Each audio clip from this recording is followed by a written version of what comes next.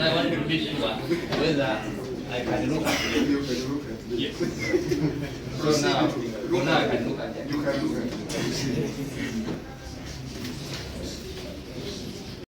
You are male, adult, age 33 years old, Ugandan national, member of parliament for Tiana municipality, and a resident of Kundi village, North Ward, Tiana municipality in Tiana district. Count 1, careless or impossible use of motor vehicle, contract section 107 of the Traffic and Road Safety Act, tab 347. The particulars for count 1 are that Zaake Francis, on the 22nd day of July 2024 at about 10:48, at Makere Kabule along Bongo Road in Kampala district, did drive motor vehicle registration number UBD 184C in sun black color on road carelessly by obstructing the road without due consideration of other road users. Have you understood the charge? Your Worship, I've understood the charge. Is it true? It's not true, Your Worship.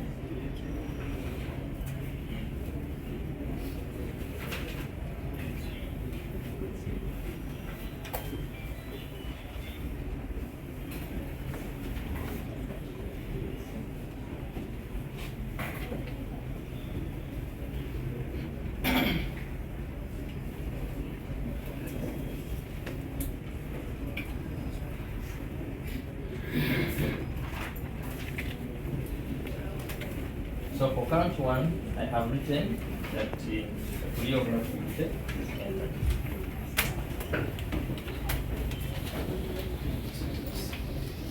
So count 2 is driving a motor vehicle without a valid driving license. Contract section 1094 of the Traffic and Road Safety Act, cap 347. The particulars are that Zaake Francis on the 22nd day of July 2024 at about 10:48 at Makere Kabule along Bongo Road in the Kampala district did drive motor vehicle registration number UBD 184 in sun black in color on road when you were not the holder of a valid driving license, since it expired and not renewed.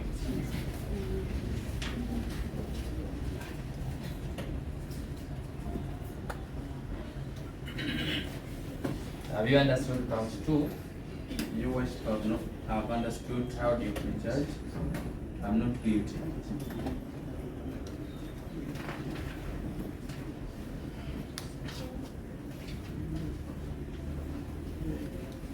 Entered in count.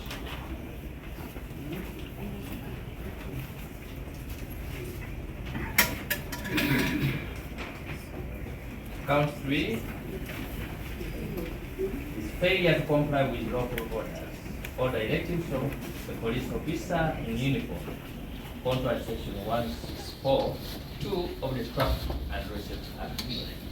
The particulars are that Zaake Francis on the 22nd day of July 2024 at about 10:48 at Makere Kabule along Bongo Road, Kampala district, did drive motor vehicle registration number UBD 184C black in color on road and refused to move away or park his vehicle as ordered by a police officer in uniform. Have you understood that charge? I have understood that charge, Your Worship, and I'm not guilty.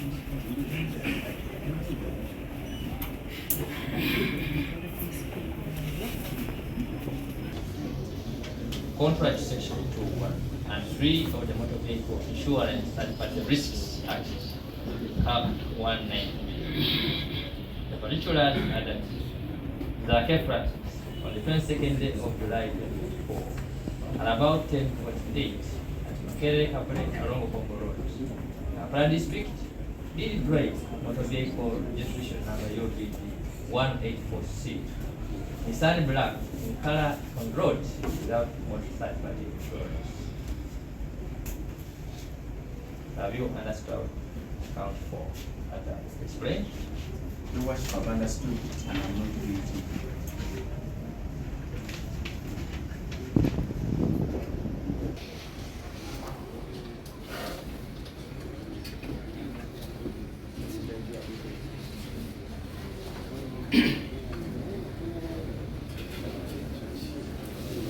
So I have written that the plea of not guilty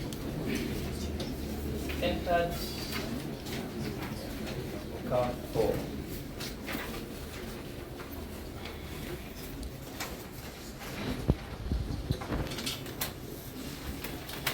There's a couple of types there. States. Your worship, inquiries in the case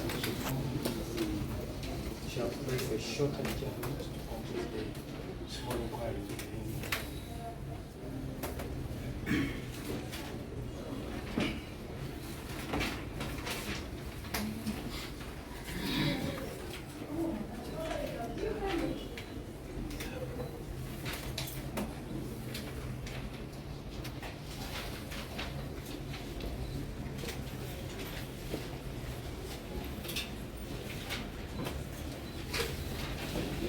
We take note of the non-completion of investigations once again.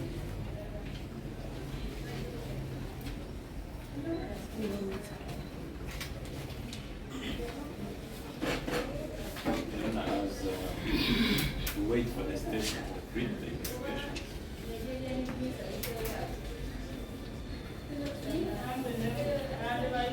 We seek leave to apply for bail.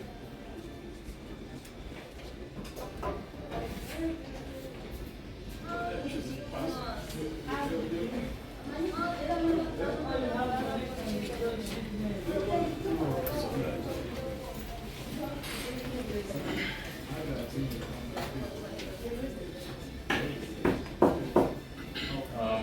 Between the two sides, between defense and states, we had the previously we had the position. Can we harmonize whether we proceed with that position or whether we do what we had already?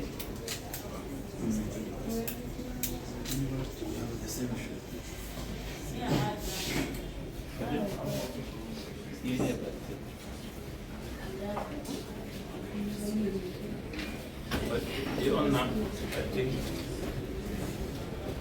we are of the position that we make a fresh application relying on the same credential since this thing. This for formality's sake, we shall make a fresh application, but the sureties are the ones on record. The ones that rely on the sureties on record. With a few adjustments because we did substitute on the sureties.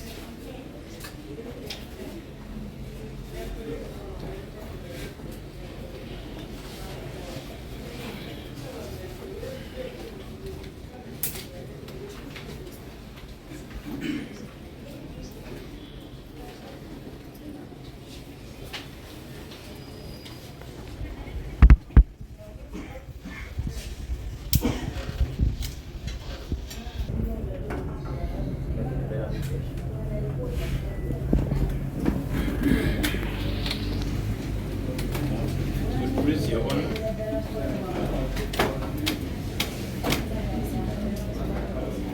We retaliate the submissions on the court file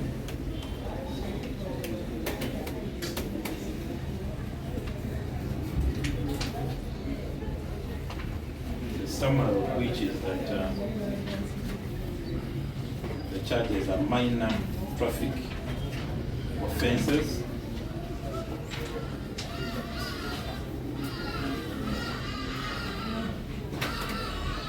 That involve no personal violence.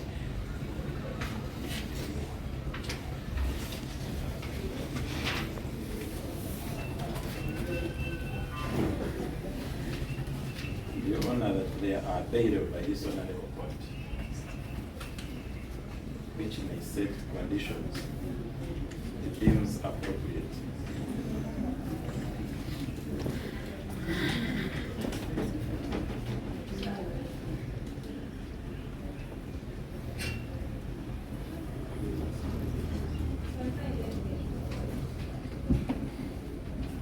Your Honor, the accused has 3 sureties.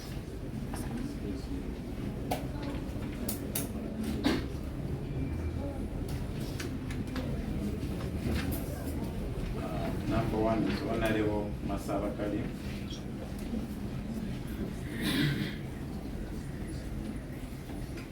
A member of Parliament. In Masabakali. There was a gentleman in the blue, very smart in the blue.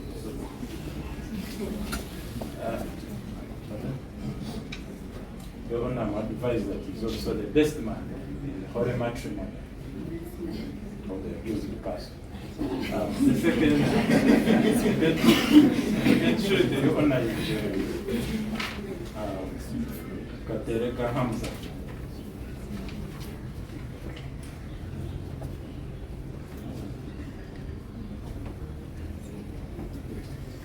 Hamza. Your Honor, both sureties have the credentials were available in court for this day, and the state was available the same, and I can only proceed.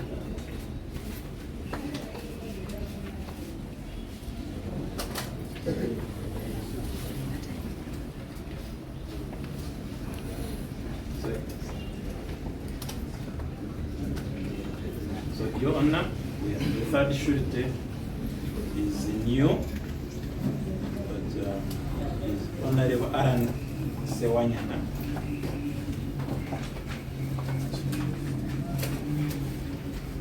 He's a yes, Aran is purple cream, right behind me.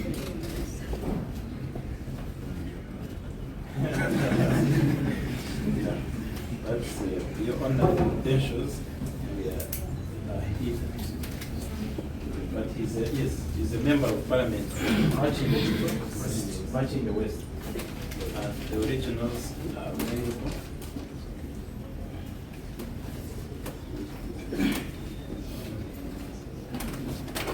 In the West? Matching the West also. And he has both the Parliament identification, the national ID, and the area local council recommendation, certifying that the truly is not an absentee MP, but the one who also resides in his constituency. Your Honor, we wouldn't want to belabor the point.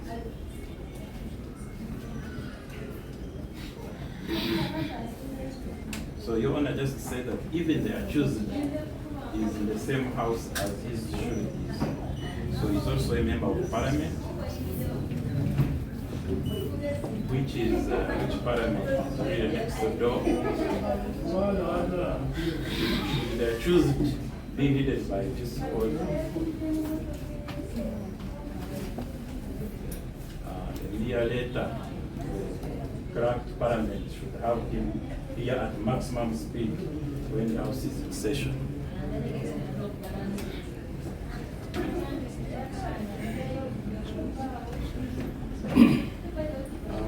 Your Honor, as spelled out in the charge sheet before you,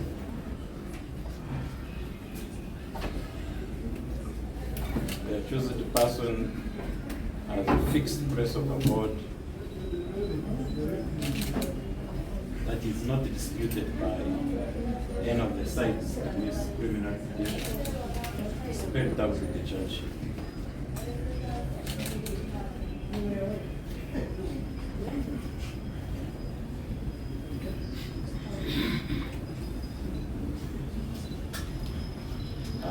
Your Honor, the introduction letter for the area introduction letter and the ID of the accused are also already available, and here my documents say share this.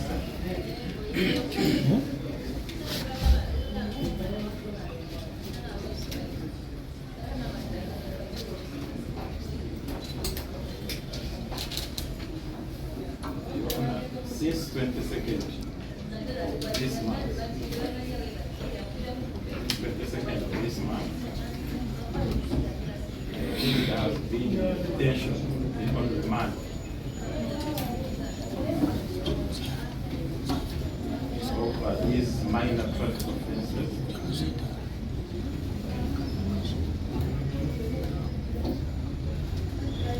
which the state has challenges investigating, apparently for almost a week. The state machinery has failed to get the evidence to enable us to proceed with trial. So, Objecting to the application, and also to correct my court.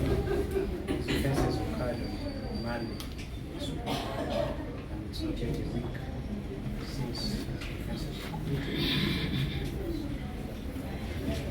Your Worship, under section 77(2)(d) of the Magistrates Court Act,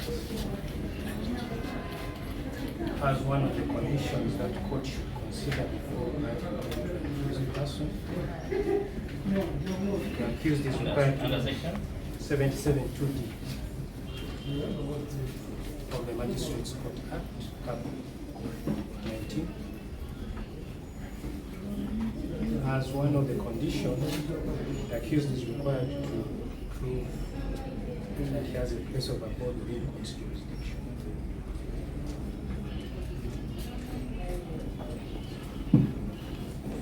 Your Worship, looking at the documents that are submitted to me, the accused person is a resident of Uswabulongo, LC2, Northward, Usimbi Division, Mtiana Municipality.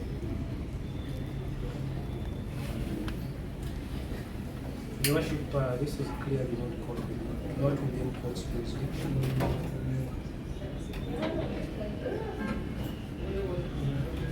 And this is one of the requirements under the law that court should consider before granting bail, which accused has failed to do.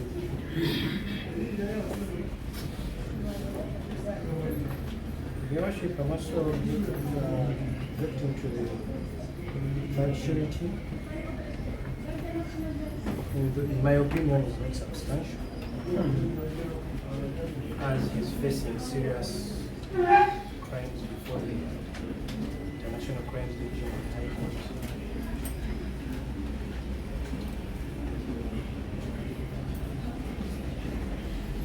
And we don't know how that case will go. We may not be able to ensure the accused's attendance. Your Worship. In light of the above, Your Worship, I object to the application.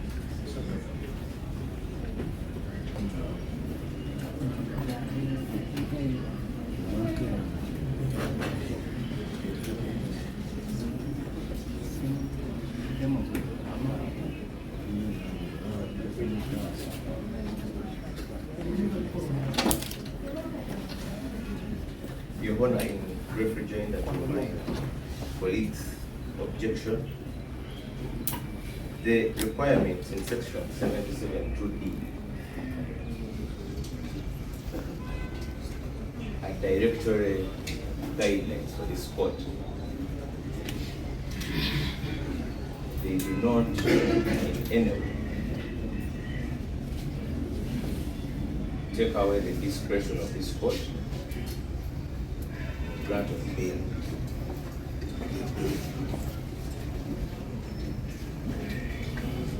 Neither are they mandatory requirements for the grant of bail.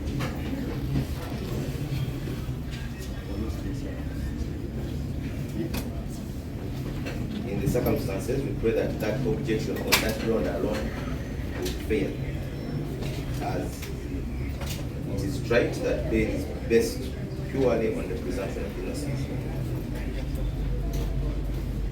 Pertaining to the substantiality of the third surety, Your Honor,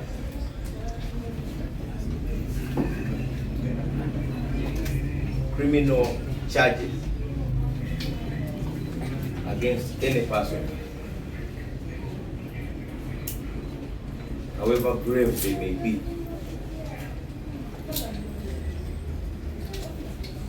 do not translate into convictions or guilt.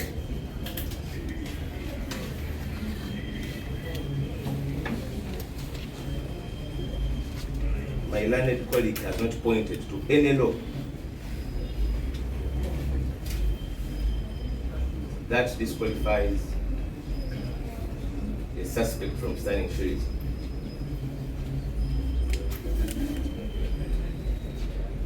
The only reason he hasn't pointed to the law is because it's not there, Your Honor.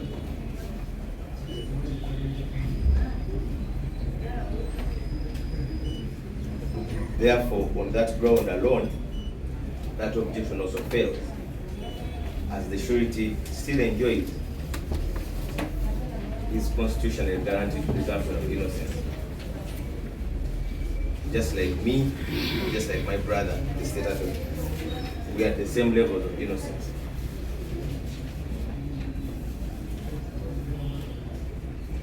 In the premises, we reiterate and fully adopt the earlier prayers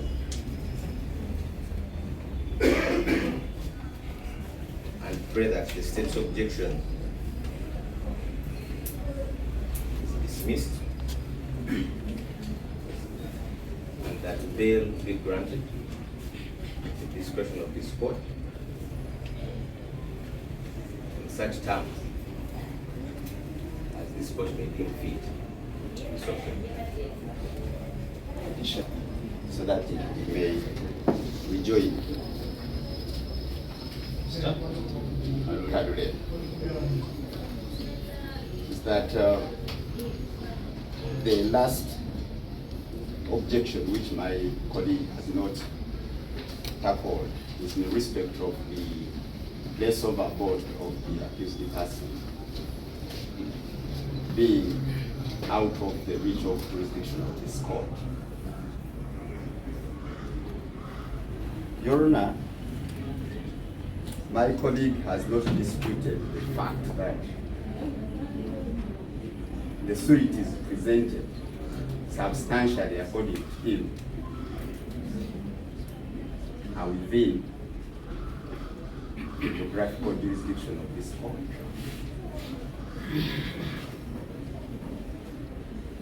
And the role of sureties as well expounded and explained to the accused person is to have the authority produce him as and when it is required to appear in court.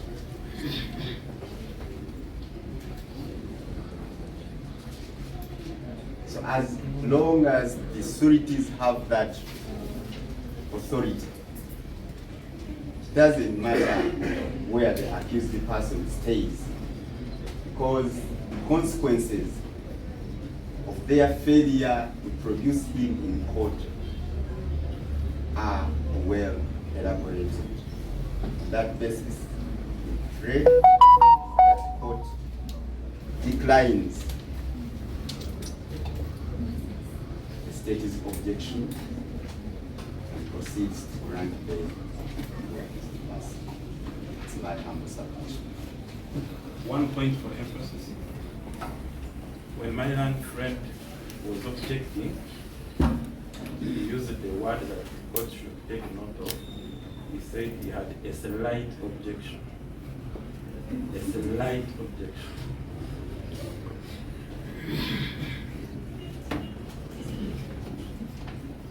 I will not belabor the meaning.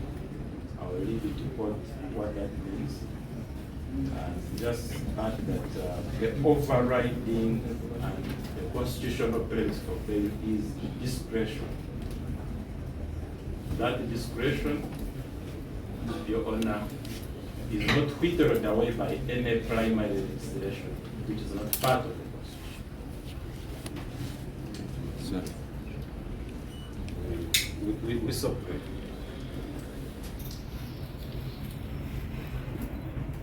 So,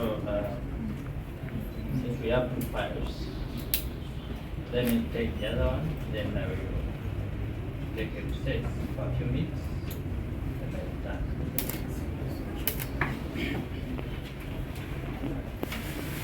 Take a seat.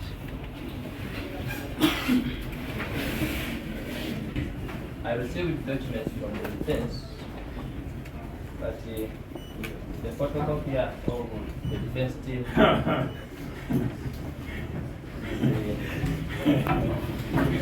you know what I want to say? Yes, no, no, we have. So I am referring to the original from which we photocopy. Because even when I put on the issue of the paper, they were not helping me to see where.